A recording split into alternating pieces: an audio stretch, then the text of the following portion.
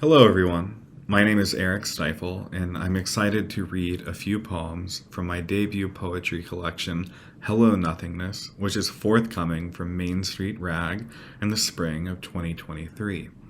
This first poem is called Lest, and it's actually the first poem in the collection, and it's about a kind of disorientation with being a human being. Lest. Walking through shadows that night made, streetlights glancing at passers-by, I'm reminded of crumbling aqueducts I passed through in the Roman countryside and wonder what else catches itself beguiled by dark. The eye wrapped in a garden that, too, has lost its war with time. The lake in the center of the garden is a moon filled with swans, beaks resting on folded wings. What I'm saying is, some glow is enough to draw one out of restlessness, lest you forget. I devour everything I can, smooth stone defaced, a tattered gown, strawberry leaf, a statue half submerged, looked like you, couldn't be you. I am often betrayed by memory, you bathing in a pond or sitting on cathedral steps, image after image, meaning is slippery. The world gets smaller. You're trapped inside it. Then you're not.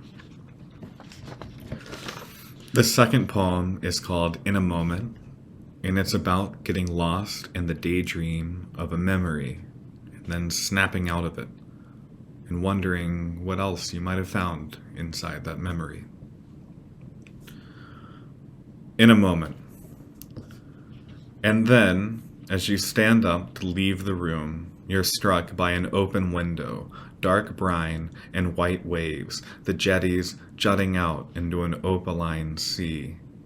In a moment, you realize the clouds have been forming for who knows how long, soft rays peeking out into the distance, leading elsewhere where rain might have already begun falling, if only you could see.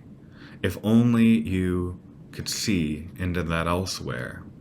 If only you could make form out of this formlessness, as we've so often been burdened to by the curse of human nature, by some imagination you've never learned to keep quiet. If you could soothe your mind back into the past, to walking alone along the long stretch of beach, sand dappled with tracks of rain, and then scaling the winding paths behind the cliff face, wild rye and bushweed scattered throughout the scene, peppered with perennial mugworts, the pastel purple asters drawing whiteflies and leafhoppers, weevils and thrips, only to reach the top and look out into the great expanse of secluded beach on the other side, only to find that it too was bare of conscious meaning, held the answers to no great mysteries, no riddle of human intellect. And then you find yourself standing in the present, awestruck, staring out into the emptiness until a platter falls behind you, and the sounds of glass shattering and metal ringing against metal are almost enough to rouse you from the fog. This last poem is really a poem about imagination. It takes its title from a Salvador Dali painting, and then the end of the poem refers to two paintings.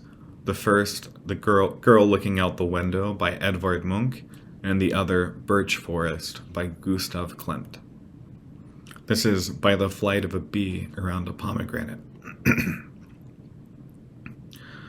When I was younger, I believed that possibility could be limitless, as the flight of a bee might cut into a cursive that one might figure into the tender triangles of the whirl of a dahlia, or the starts of sentences so breathtaking one thought they could only be found in books.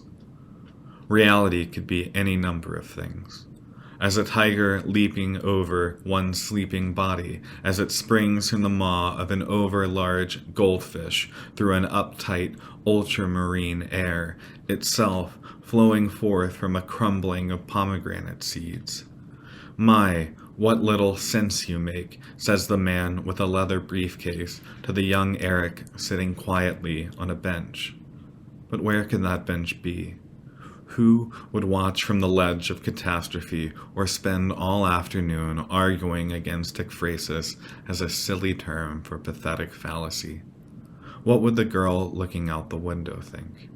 And what would the birch forest say if it knew its maker would keep drawing more than two?